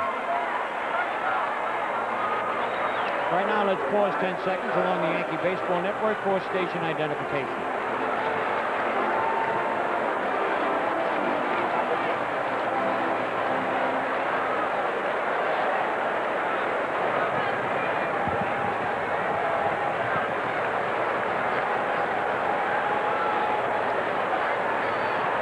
There's Andy Hawkins on the bench. I'll tell you, got to give him a lot of credit. There was a time that the Yankees were willing to get rid of him for practically nothing. They held on. He's all of a sudden, these last 3 or 4 times out, he has really become the pitcher that everybody knew he could be. That's a strike. 1-1. Darrell Evans next to him. Last was seated when Jack Morris pitched the no-hitter against these White Sox. In fact, it was here at Comiskey Park a few years ago. Strike 2. Balboni, the batter. Steve has bounced to third, popped to third, and struck out.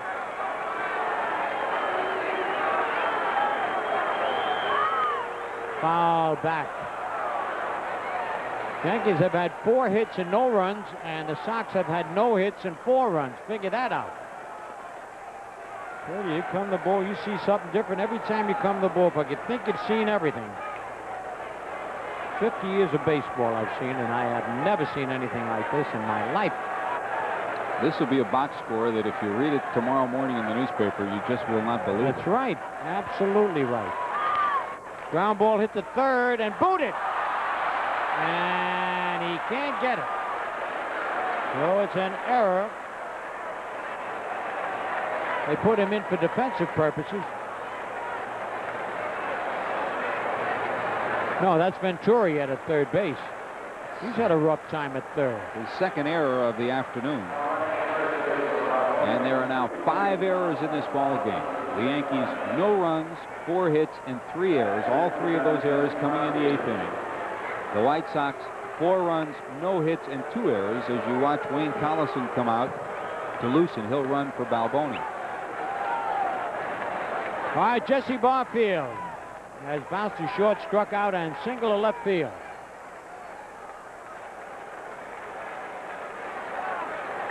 Barfield asking Mike Riley to move the umpire at second base. Ball 1.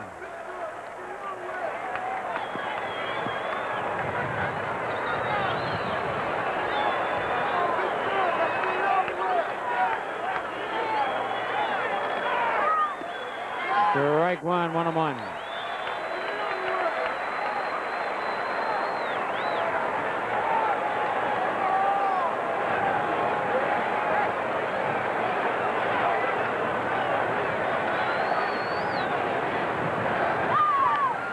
Foul upstairs and out of play. 1 ball, 2 strikes, 1 out. We're in the top of the 9th. White Sox lead 4-0. 4 unearned runs. Andy Hawkins. Never forget this ball game. Inside 2-2.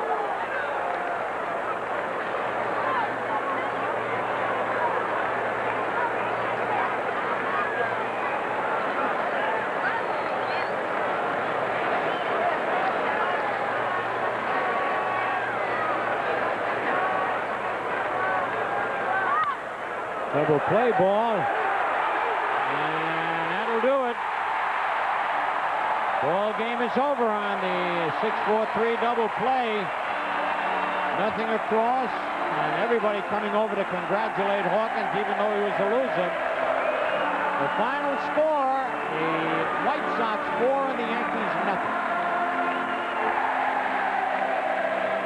Scooter, just an unbelievable day, and when you look at that man and the job that he did today, there have been moments in baseball history. We celebrated the 80th birthday of Comiskey Park today, and it was 80 years ago that Thomas Hughes of the Yankees pitched a no-hitter against Cleveland for 9 innings and lost in the 11th 5-0. Of course, there was a Harvey Haddock's no-hitter, where he lost it after having the exceptional outing, and then had it get away against the Braves and Joe Adcock. And here it was Andy Hawkins' day to have fate turn on him. We will return to Comiskey Park and chat with Andy Hawkins after these messages.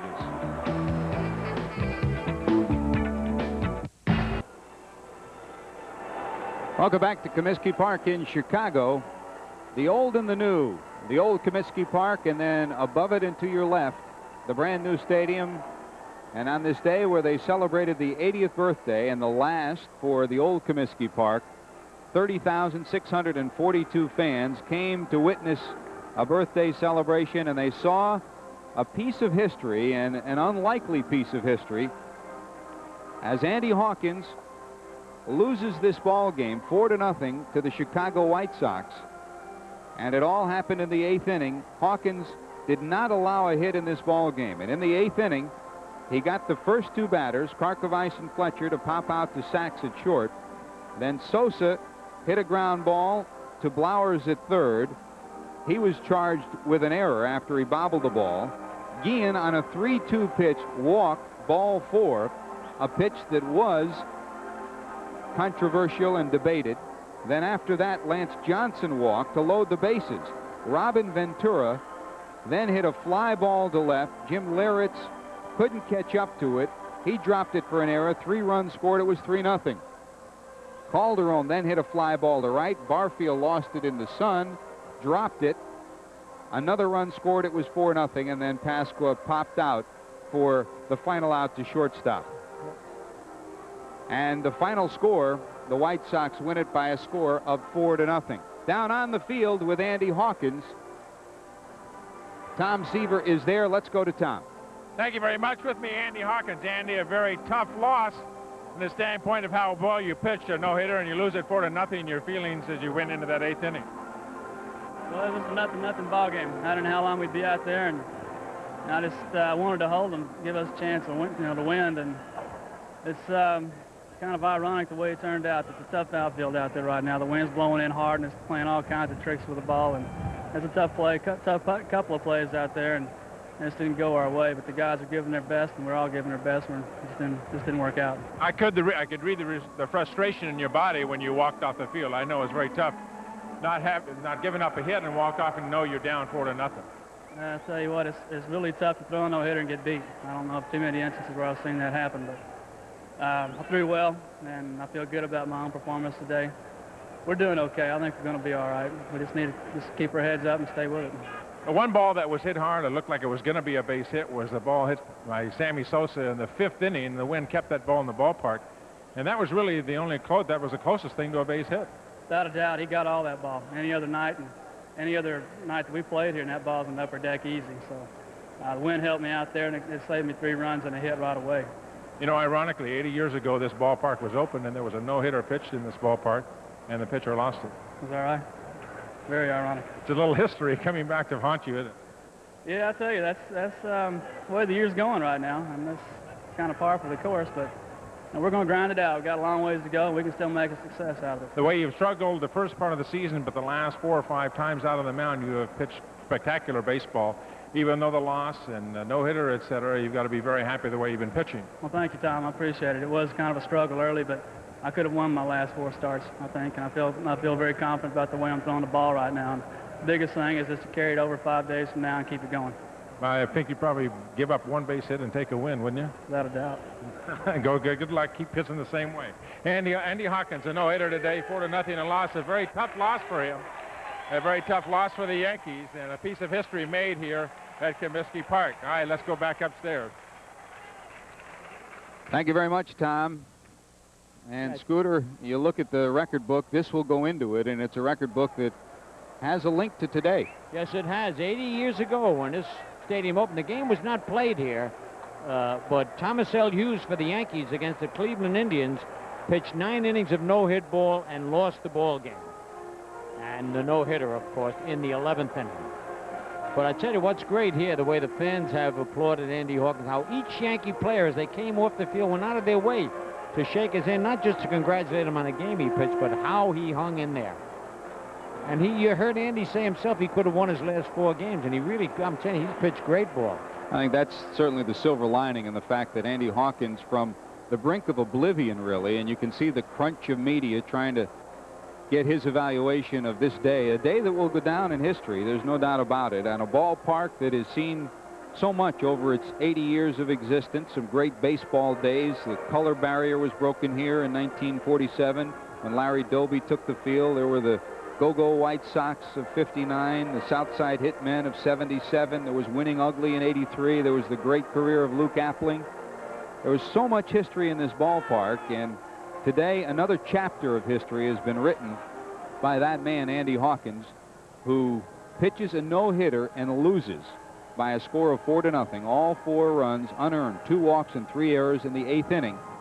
For Andy Hawkins, a day that he will remember for a long time, and a day that, while his wife Jackie and kids are sitting back in San Diego and wondering about this day, he can be proud because he never gave up. He kept fighting and kept battling as things were falling around him in that 8th inning. But you notice, George, he never once in the interview said that it was the outfielder's fault. He said, boy, it was a tough day for any outfielder with the wind blowing in the sun.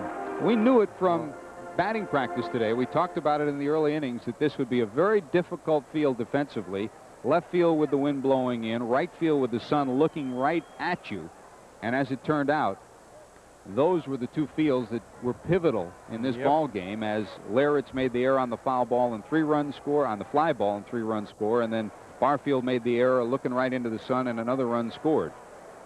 So it was bat day at Comiskey Park, but the bats weren't working. It was the wind and the sun that did Andy Hawkins in as the White Sox beat the Yankees 4-0. We'll be back to wrap this up after this.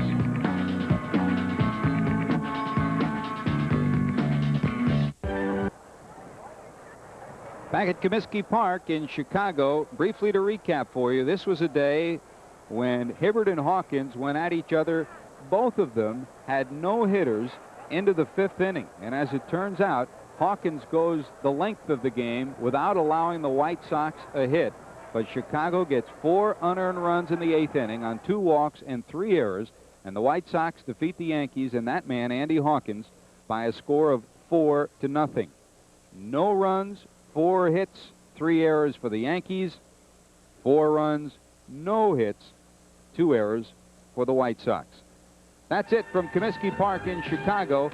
Our next Yankee telecast will be Tuesday at 8:30 when the Yankees meet the Kansas City Royals. Don't forget, at 8 o'clock on Tuesday, we'll have an encore presentation of our special on the Scooter, Phil Rizzuto, in 50 years as a Yankee.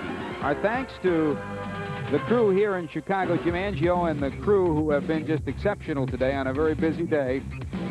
When you go on the road, sometimes it's tough, but we had the very best here in Chicago who hung with us all day long on a very busy day. Our thanks to everybody here in Chicago, everybody back in New York at WPIX. For the Scooter, Phil Rizzuto, for Tom Seaver, and for Andy Hawkins. A day he'll remember forever. This is George Grande. Good day, everybody.